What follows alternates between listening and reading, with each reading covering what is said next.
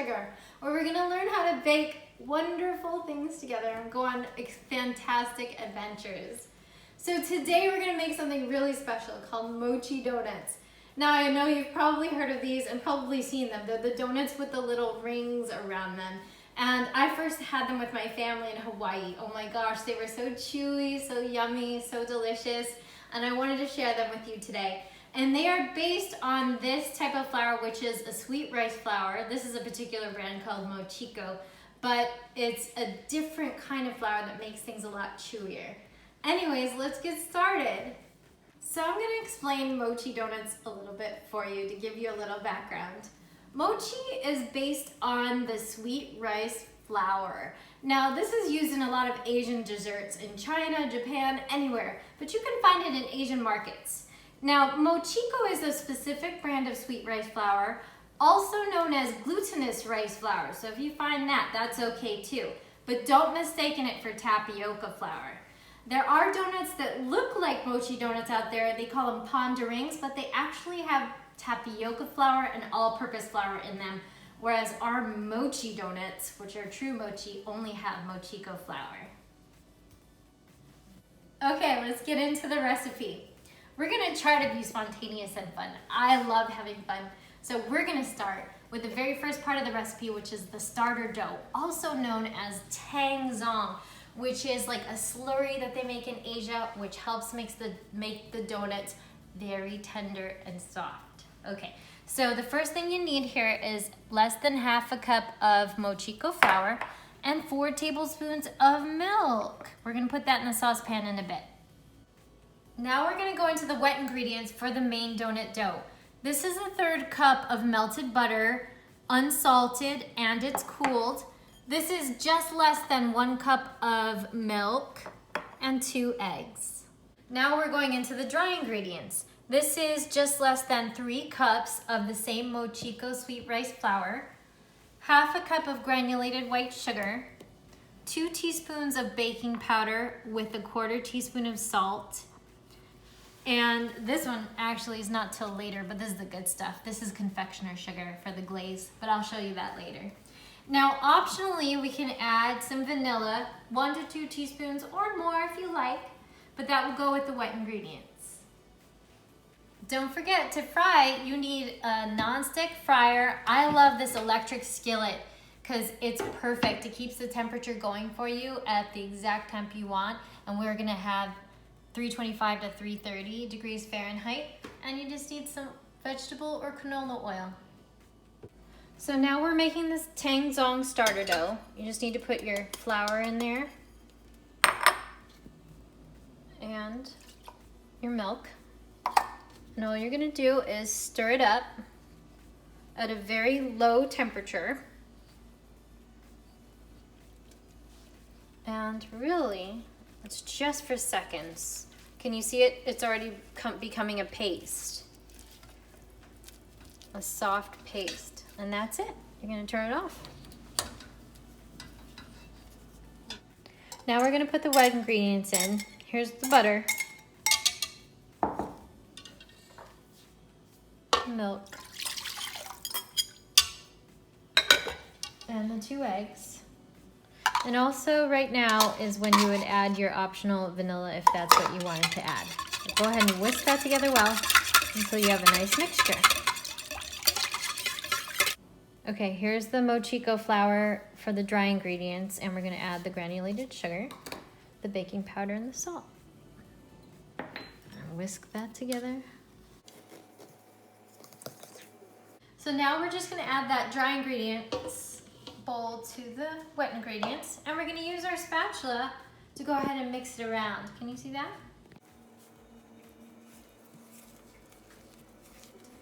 Okay, so when the dough is starting to come together like this, that's when you're gonna go ahead and add the tangzong in. And try to spread it out and incorporate it into the dough. Now we're gonna go ahead and knead the dough together. And make sure all that flour is incorporated. And it's a nice soft dough. This is what happens when you knead mochi dough. You may need to wash your hands. So if you haven't already done it, go ahead and cut your parchment papers and you're gonna just lay them down. That's where we're gonna put the rings of dough. Okay, now you're gonna dump all your dough onto your floured work surface. And we are going to just put it together and we're gonna add flour as we need. This is mochi flour only. And we're just gonna divide it into 2 logs. And we're gonna try and form it into long logs.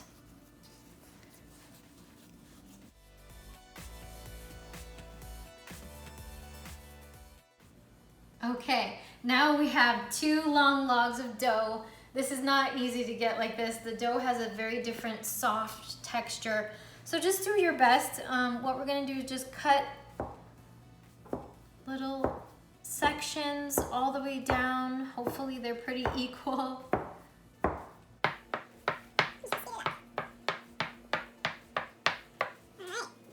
Okay, now we're gonna start rolling. So, make your cute little balls. Start placing them on the paper. I like to do rings that have 6 balls in them because they're not too big and they're a nice portion size. And guess what? They don't have to be perfect. Why? Because they actually puff up perfectly in the fryer. And you'll notice that, see, it's getting sticky. That's where you go ahead and put some mochi flour on your hands and just add a little bit. You don't want to add too much mochi flour, but you need to add just enough to make your balls. And you do have to press them together just a little bit. So in rolling it, you want to keep it right in between your hands and then you just kind of want to plop it down right in there. Now sometimes to get it to stick, you might need a little bit of water. So to get them to stick together a little bit better, you can use the paper. Okay.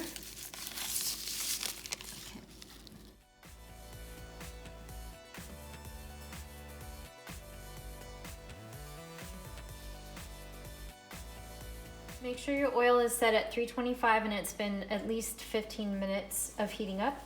Set up a tray with a rack and the paper towel on top because that's where the donuts are going to go. Get your stopwatch ready. So go ahead and put the donuts in very carefully. And just put 2. And we're going to start the stopwatch. And after like 10 seconds or so, we're going to start taking off that paper and just gently moving the donut off.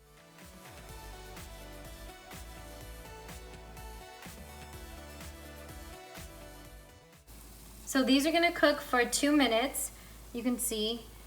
And once the 2-minute hits, we're going to turn them over and leave it till 3 minutes and 30 seconds, then turn it over, and then at 4 minutes, we're going to be done.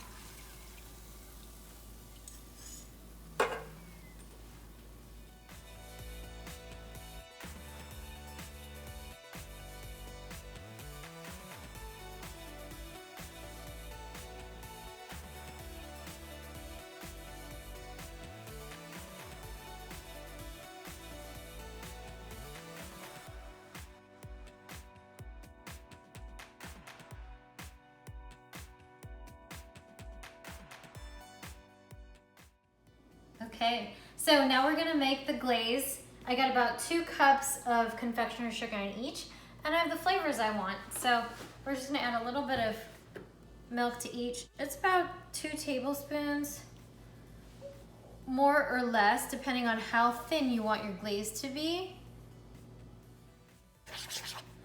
And so you're just gonna mix until it comes together in a frosting, until it's all one. To make the strawberry, just add a few tablespoons of strawberry into that glaze. And go ahead and mix it up.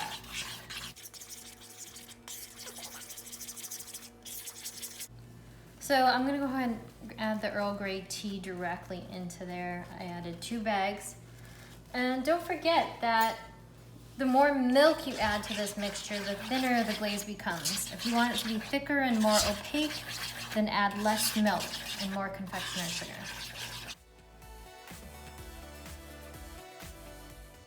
Okay, for the chocolate, just go ahead and add cocoa powder. Unless you want to do a chocolate chips and just melt that, you could do that. Or make a ganache, you could do that also. But this actually turns out really chocolatey, believe it or not. Doesn't look like it, but it will.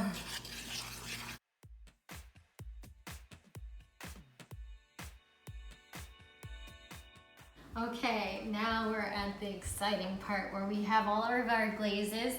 This is just the vanilla glaze. This is strawberry glaze. This is Earl Grey, and this is chocolate. Yeah, okay, so here we go. And just go ahead and dip that in. For the glaze, this is gonna be an all-over glaze that I like to do, so go ahead and pour it all over. Dip it and pour, and then you can scoop it out. Put it on the rack and just kind of drizzle it over to get any missed spots.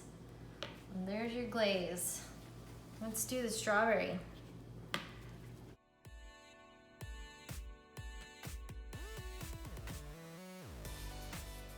Okay, now we're gonna do the Earl Grey. We'll speed this up.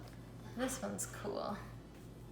Look at that beautiful glaze dripping off. All right. Chocolate to the chocolate. Okay. Chocolate, here comes the chocolate.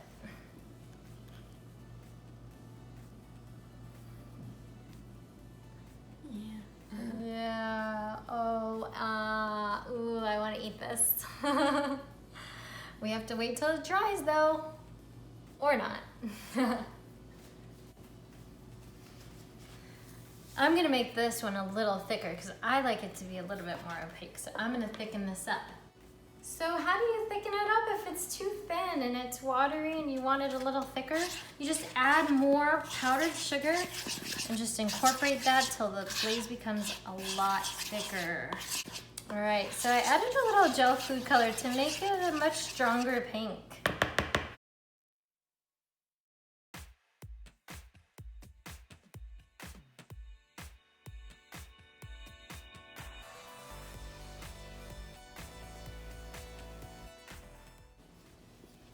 Krispy Kreme, eat your heart out. Look at that, baby. Okay, you didn't think I was gonna forget doing a sprinkles one, did you? No, I did one already, but I'm gonna do another one because it is awesome. Bam, bam, bam, bam, bam. Happy birthday! Happy birthday! Celebration, look at that. Eat that up. Krispy Kreme, eat that up. Okay, here's the best part ever. We get to open it. Oh my gosh, look at that. Can you see that?